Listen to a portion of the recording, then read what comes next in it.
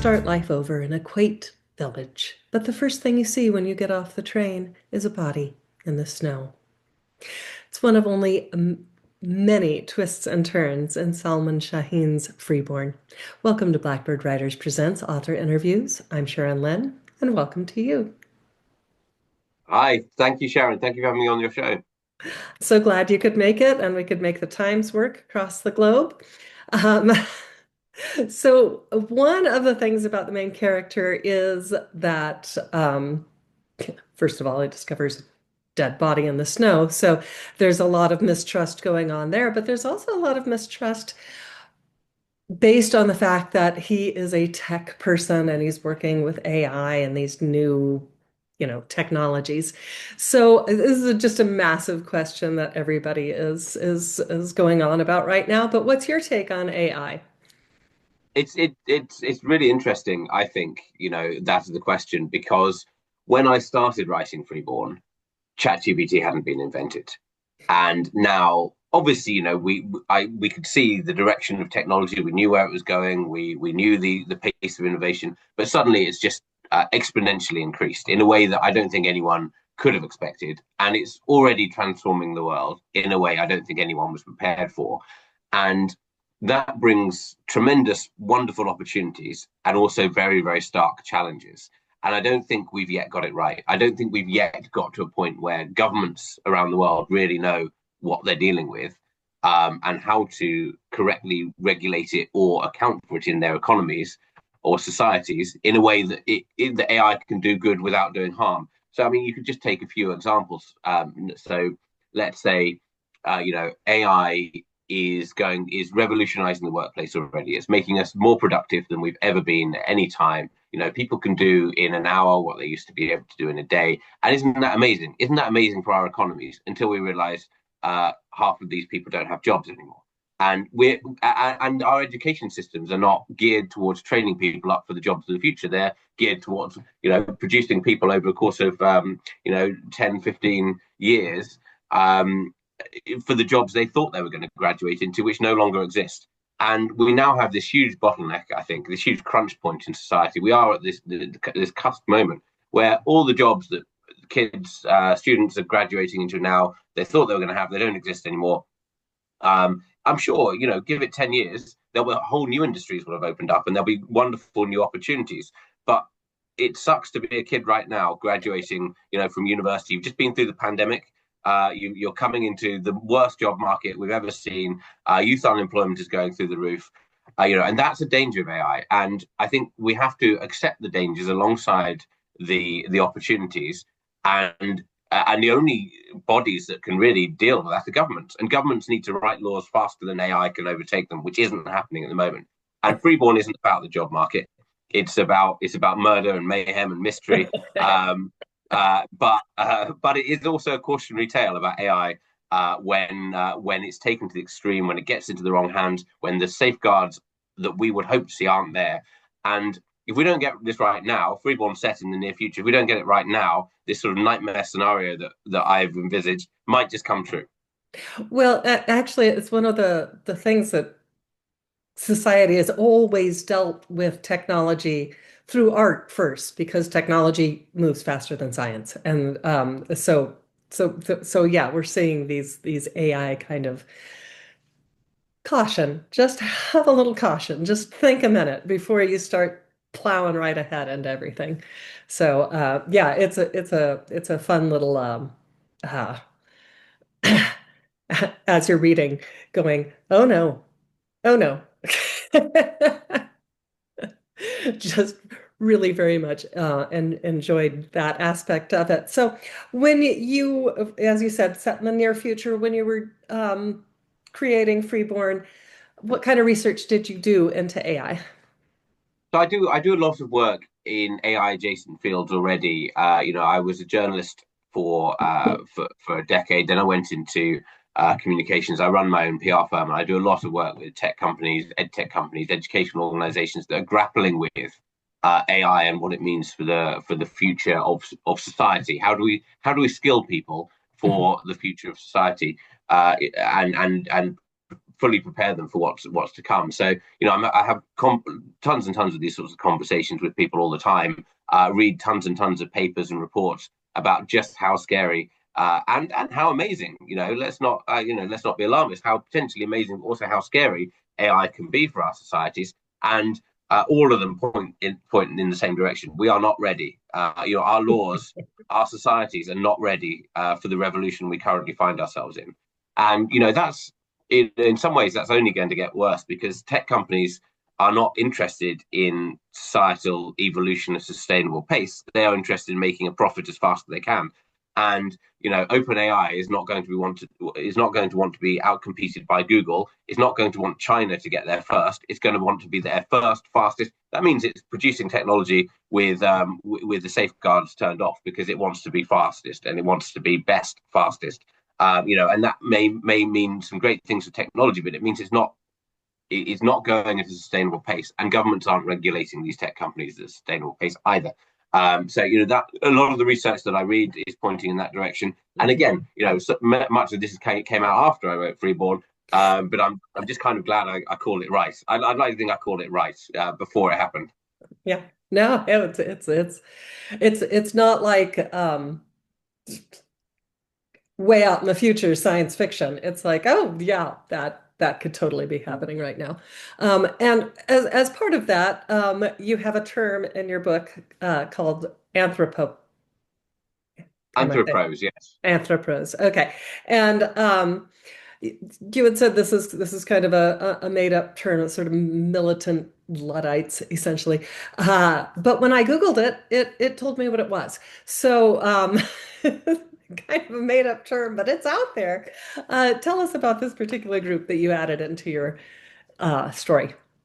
Well, sort of thematically, I suppose the word anthropo kind of sort of means pro-human, pro-human and pro-humanity, not coming at the cost of technology. So this group called the Anthropos are, they are dead set on preventing any kind of technology that interferes with what it means to be human, that changes the nature of what it means to be human. And one of the key conflicts at the heart of Freeborn, and the name of the town and the setting is intentional, of course, is what is free will, what is human nature, what are we in our state of nature, and how is technology changing what it means to be human.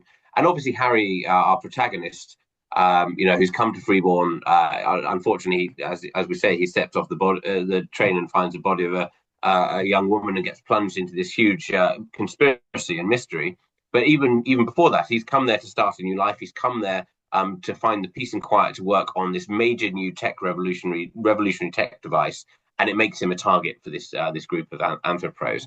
And when sort of characterizing them and building this group, I didn't want. They're very. I mean, I'm hopefully not giving too many spoilers, but they do some nasty stuff in the book. They're not exactly peaceful, but I didn't want to paint them as cartoon 2D villains either. They've kind of got a point. You can kind of see where they're coming from. You don't agree with what they're doing, but you kind of see where they're coming from. Especially when it comes to their juxtaposition against state interference in people's lives and how the state uses technology to control people. And I think that's the key. I think we've got to see this through the lens of one man's terrorist is another man's freedom fighter, and it's easy to write them off as the baddies in the book, but there's things get a lot more sinister from there on in. I was going to say there are way more twists and turns than just those guys. Which is just actually one of the really wonderful things about the book is that the perception, as you're reading, the perception of various characters changing and morphing, and it just kind of it grabs hold of you, and it just is like, okay, okay, I've got it. Oh no, I don't. I'm wrong. Um, and just really beautifully done. So one of the things, as you said, he just wants to go to this little village and have a quiet life where he can work on something. And they do not like him. He is an outsider, and he found a body, and nobody trusts him. So, just out of curiosity, have you ever been exposed to quaint village paranoia of that kind. Thankfully not. I mean, I grew up in a quaint village. I live in London now, but I grew up in a tiny little town called Beccles in Suffolk in East Anglia, rural small town England essentially. But no, thankfully I never experienced that kind of suspicion. But what it does allow you, that setting, what it allows you to do is, first of all, it's very self-contained. So it allows you to sort of paint this diverse cast of very quirky characters. In the traditions of although this is set in the future, in the traditions of a very traditional murder mystery set in a small town or village. Yeah. And I think that that's a really nice sort of way of bottling everything up, so that you've got your list of suspects. They're all self-contained in one village. They all have flaws. They all have quirks. They all have goals and they're all hiding something. Pretty much everyone is hiding something, and I just love that kind of sort of that rural setting that allows you to do that. And then you introduce a protagonist who's not from that setting, so Mhm. you're seeing this new town from the lens of someone who's coming into it, who's immediately a suspect, which really is a tale as old as time. I think it's one of the classic Greek stories. That kind of someone from outside the community comes into the community and either ends up getting destroyed by the community or changing the community or having this huge impact. And that's, Harry's coming in there and having this huge impact. But, beyond that, I thought it was a really nice way to play with the juxtaposition of the near future setting as well. Mhm. Because Yeah. we're dealing with advanced technology, revolutionary technology, near future. I mean, we're not talking about spaceships and laser beams and androids, but we are talking about some technology that we don't have now, and that and how society is going to be in the future. And I just love the idea of a lot of tech thrillers are set in big bustling metropolises. I love the idea of doing something completely different and setting it in this quirky, quaint, rural setting. That's just quintessentially English. Yeah, absolutely. And it is this wonderful juxtaposition. Um, so, okay, you have reporters at the beginning of the story, and I'm just going to say it, I hate them. They're so mean and so relentless, and we are in PR. Um, what did you base your portrayal on? So I've always worked in the media. I was a journalist before I went and founded a PR firm. I never did what they call the death knock, which is what the reporter who leads this does. Knocking on the door of someone who's facing bereavement or hounding someone who's suspected an innocent suspect of a crime. But they are tenacious. They're relentless. I never did that. I did sort of investigations into corporate tax affairs and political stories. But when you study the media, when you're trained in the media, you see what the industry is like, and you meet other journalists, and and the British tabloid press is famous for it. I mean, it's this sort of gutter press. You look at take Prince Harry for example. Was so afraid of the power and the tenacity and the darkness of the British tabloid press that he had to quit the royal family, take his wife and flee to the other side of the Atlantic to get away from it because he saw what it did to his family. He saw what it did. It contributed to his mother's death, and but that is what the British tabloid press are like, and they can be horrific. And the British tabloid press, you think about the sort of scandals they whip up, the stories they whip up, the sort of they can demonize groups in society, whether it's people claiming benefits or whether it's immigrants, and it can get very toxic. And I wanted to satirize that a little bit, with how the press treats Harry in this book. Yeah, well done. Uh, you definitely bring up those emotions.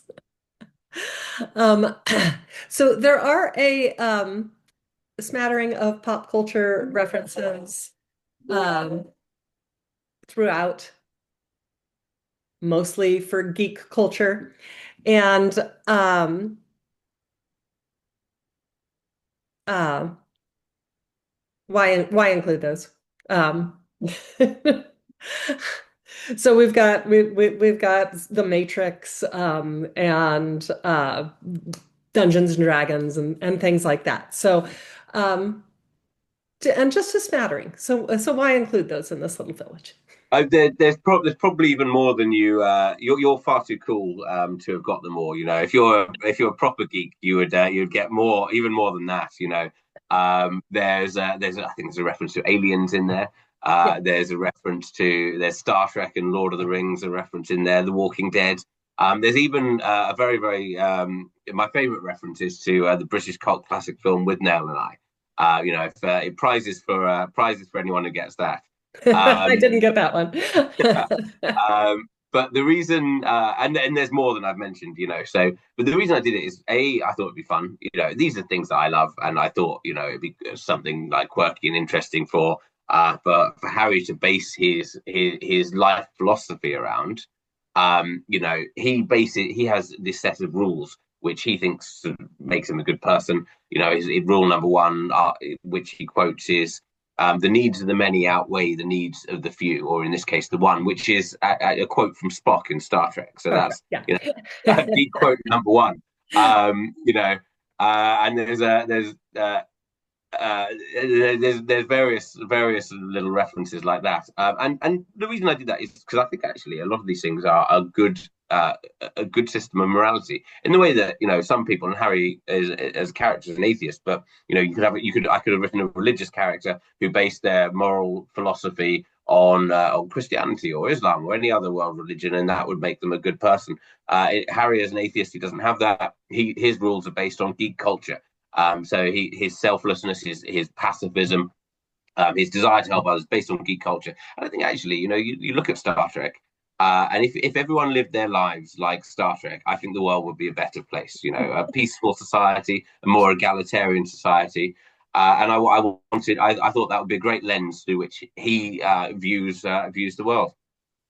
That was Gene Roddenberry's whole point was when he started Star Trek was just let's look at society as if we all get along and see how that goes. And it's kind of lovely. Um, so yeah, I actually am quite a big nerd myself, so I enjoyed them quite a lot. The one that surprised me was the take the blue pill, which is the Matrix decision of, you know, do you just want to stay the course or and just kind of be happy or do you want to change the world? And his philosophy is just stay the course, just blue pill. So, Yeah. what would you choose? Red Well, pill. I mean, Harry. I mean, to create conflict, Harry has to have a philosophy of choosing the blue pill because that forces him into a choice that he doesn't want to take. Ultimately, he does have to pursue the truth, and that he doesn't want to pursue the truth, and that creates conflict.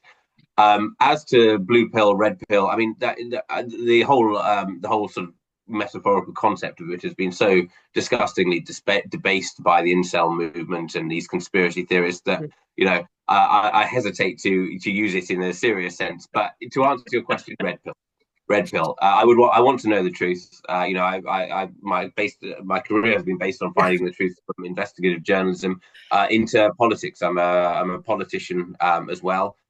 You know, I run campaigns to preserve the environment and yeah, help communities and you know, fighting for green space and transformation. And I think you don't get that unless you're seeking change, seeking transformation, seeking the truth. So red pill, even though, you know, it's not necessarily a nicer reality that you're exposing yourself to when you seek that. Wouldn't it all be nice if we all lived in the world of don't look up, where we didn't know an asteroid was about to wipe us all out, where we didn't know that, you know, rampant climate change was going to going to cause huge disruption to our society, kill millions of people. You know, wouldn't it all be nice if we could you know, think like Donald Trump? But we can't. You know, we can't bury our heads in the sand. We have to do things about it, and that's why we have to be red pill. All right, absolutely wonderful. So, what is next for you and your writing career? Well, I am working on a second novel at the moment. It will be, it'll go a bit further into the future. It's speculative fiction, not a murder mystery this time. More dystopian, going further into the future. But again, looking at society through the lens of AI and technology and what that means for the direction we're going in. It is taking me a bit longer than I'd hoped. I've just had my second child, so it's that's taking up all my time at the moment. But I fully intend to get back to work on it and get that out there. I don't know, before George R. R. Martin finishes The Winds of Winter. Let's say that. That's that'll give you some time. Yes, Um, yeah, and I only I have just one daughter, and everything I have heard of adding a second child to your life is not twice the work. It's like four times the oh, work. it's about So. four. Yeah, exactly. Yeah. Um, all right. And finally, where can we find you social media wise? So yeah, I've got a website, salmanshaheen.com. I'm on all the full range of social media. I'm particularly active on Blue Sky. I've pretty much quit X. I haven't, I still refuse to call it X. It's now. So Blue Sky is the best place to find me. Freeborn is everywhere. You get it anywhere books are sold online. Amazon in particular. Please do check it out if it sounds up your street. All right. That is absolutely wonderful. Thank you so much for joining us today. And thank you, everybody, for watching Blackbird Writers Presents Author Interviews. Thank you very much.